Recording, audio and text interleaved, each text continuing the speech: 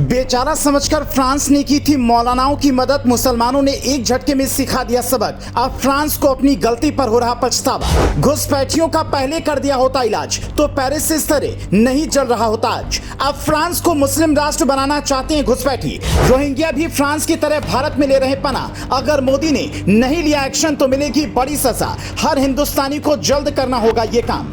पहले बेचारा बनकर फ्रांस में घुसे, फिर हाथ पैर जोड़कर काम और खाना मांगा, फिर धीरे धीरे अपना वो रंग दिखाया जिससे देखकर आज पूरे यूरोप की नींद उड़ी हुई है। संख्या पहले कम थी तो बेचारे बने रहे, संख्या बढ़ते ही फ्रांस को चारा बना दिया। अब फ्रांस को मुस्लिम राष्ट्र बनाने की तैयारी हो रही है। जिस थाली में खाना खाया उसी में छेद करने वाली कहावत आज फ्रांस की हालत पर फिट बैठती है। फ्रांस आज अपनी एक गलती के कारण बुरी तरह से जल रहा है। फ्रांस के लोग अपनी सरकार से जान बचाने की गुहार लगा रहे हैं, लेकिन मुस्लिम घुसपैठियों से फ्रांस को बचाने वाला कोई नहीं। फ्रांस की ऐसी हालत देखकर भारत को फ्रांस से क्या सीख लेनी चाहिए, इसकी जानकारी आपको इस रिपोर्ट में आगे देंगे। लेकिन पहले यह जान लीजिए कि कैसे फ्रांस अपनी एक गलती के कारण आज दुनिया के सामने गिड़गिड़ाकर मदद की भीख मांग रहा है और उसकी मदद करने वाला कोई नहीं है।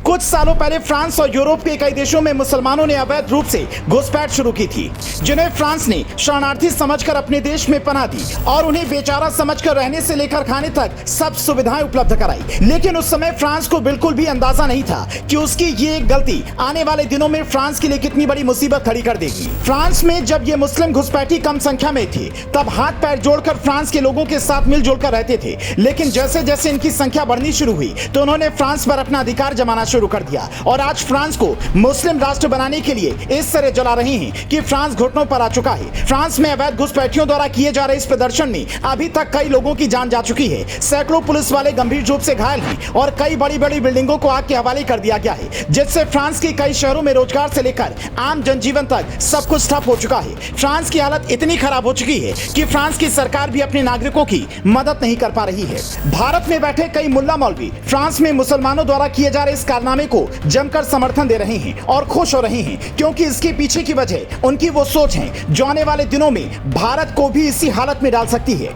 फ्रांस की तरह भारत में भी अवैध रूप से घुसपैठ करने वाले रोहिंग्या मुसलमानों की संख्या तेजी से बढ़ती जा रही है। भारत के ही कुछ मुल्ला मौलवी बेचारा और मजबूर समझकर रोहिंग्याओं को भारत में पनाह दे रहे हैं, लेकिन अगर मोदी सरकार ने इन अवैध घुसपैठियों पर ध्यान नहीं दिया तो भारत की हालत भी फ्रांस जैसी होने में ज्यादा दिन नहीं लगेंगे, क्योंकि फिलहाल रोहिंग्या मुसलमानों की संख्या भारत में उतनी नहीं है कि ये कोई बवाल मचा सकें, लेकिन इनकी संख्या जिस तेजी से बढ़ रही है उसे देखकर ये बात तो तय है कि आने वाले दिनों में ये भारत पर अपना अधिकार जमाना शुरू कर देंगे और फिर हालात ठीक वैसे ही होंगे जैसे इस समय फ्रांस के हैं। भारत को फ्रांस में हो रही इस घटना से क्या सीख लेनी चाहिए और क्या रोहिंग्या मुसलमानों के खिलाफ मोदी सरकार को एक्शन लेना चाहिए, इस बारे में आप क्या सोचते हैं, हमें वीडियो के कमेंट में जरूर बताएं।